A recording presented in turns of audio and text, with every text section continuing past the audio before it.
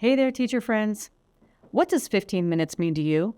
For most people, it's a quick break or the length of a podcast episode. In a self-contained room, that 15-minute reading group is where actual magic happens, if you have the right system in place. But without a game plan, it's a recipe for sensory overload and adaptive materials flying across the room. Been there. It's a precious window we have to prompt a communication response, build literacy skills, and connect with students who need us most. Hey there, I'm your host, Beth, and in this two-part series, I'm mapping out a step-by-step guide to flawlessly running, mostly, reading groups in the self-contained room without losing your sanity in the process. I'm talking schedule breakdown, student grouping, and how to keep your room running effortlessly. Let's modify that chaos and get right into it. My secret weapon for small group reading, it's ULS and their modified readers. Their materials are at the center of what I do during this block. Because they're already differentiated into 3 distinct levels, these modified and leveled materials do the heavy lifting when it comes to teaching foundational reading. I'll be referencing these materials throughout today's episode, so make sure you stay tuned until the very end. I've got a fantastic freebie for you to grab and use in your own room. All right, let's dive in. Step 1, schedules and groups. To get started, you're going to need 2 things. You're going to need your student pre-assessments and a general blueprint of your daily classroom schedule. So I usually run my small group reading block for about an hour. I know what you might be thinking. Holy cow, Beth. How on earth do you keep 8 to 11 students with such intense, varied needs engaged for an hour? Yeah, I really do. I promise. And look, it does take time to build that kind of work stamina in many, many young students. But I promise you, if I can do it, you can absolutely do it too. That might sound like a future episode. So let's take a look at the math behind how I actually keep students engaged for an entire hour block without the room melting down.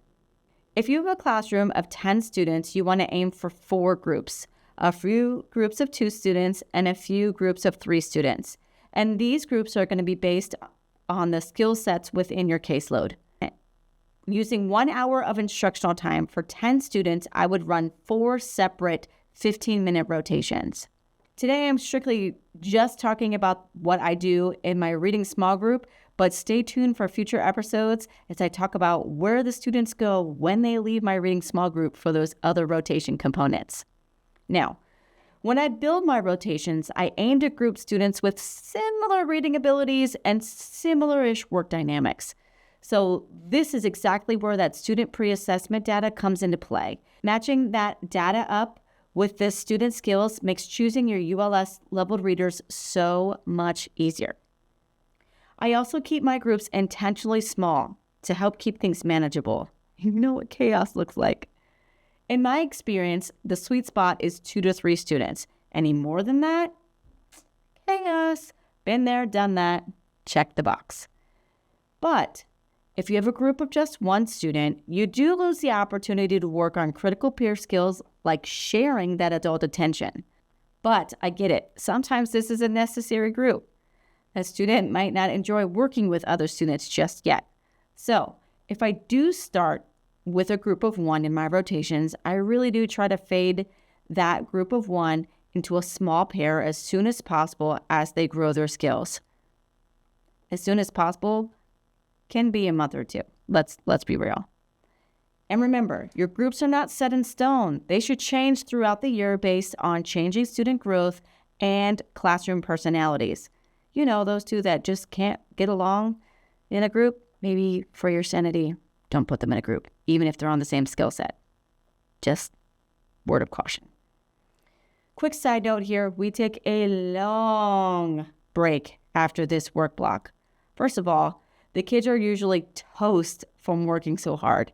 Second, I intentionally try to schedule a high-intensity academic block right before electives, recess, or lunch. Guess what? It's that ultimate first-then setup. First we do the heavy work, then we go have some fun. Okay, moving on. Step 2, you level your groups. Here's a major prep time win for you. I often have 2 or 3 groups that are working on the exact same level. It's usually level 2. That means I'm going to plan and print the level 2 materials once, and it covers multiple groups. Genius hack, right? Hey, work smarter, not harder. So now I also have a few students that will be at level 1 or they'll be at level 3. For my level 3 students, I love to get strategic. Sometimes I pair them with a higher level 2 student, and other times I will pair them with a level 1 student. They help me model core reading skills for that level 1 student so they can hear how their peer reads the book and how Miss Beth reads the book. Both of these strategies have worked amazing for me in my classroom, and they both have shown incredible student growth in that level 1, the level 1 and the level 3. So now that brings us to step 3. You're going to plan and prep your materials. Now that you got your groups leveled, let's look at the actual activity layout. And if you take nothing else away from today's episode, I want you to write this down. Repetition is your best friend. My groups will read the exact same story for 2 weeks. You heard me correctly, weeks. Why? Because repetition builds word predictability, which is a foundational bedrock for comprehension. Plus bonus, it saves you an incredible amount of planning time. I actually batch plan my materials for the entire month's theme and just rotate through a 3 to 4 week cycle based on the school schedule of the month. So what does this actually look like in a classroom? Let's check out my master schedule breakdown. Week 1, I introduce the monthly theme and we dive right into the level of readers. They come in AA, A, B, and C most often. We focus on basic comprehension, phonics work, and word building. Week 2, with those same leveled readers. This time we layer on deeper comprehension, vocabulary skills, writing, and sentence building. Moving on to week 3.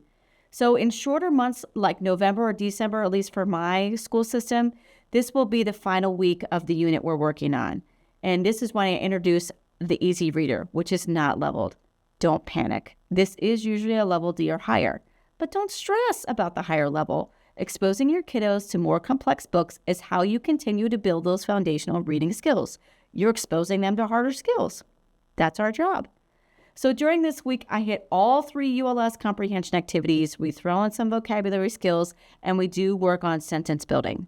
Week 4 is an oddball week for me. On a typical 4-week month, we'll stick with reading the Easy Reader book to protect my classroom consistency and routine, modifying the chaos. But behind the scenes, I'm using this time to usually finish up IEP data collection tasks, grabbing that assessment data, and wrapping up all those leftover activities that we didn't get to that usually we find at the end of the month. You know what? That's it. Woo! An entire month of reading planned and done.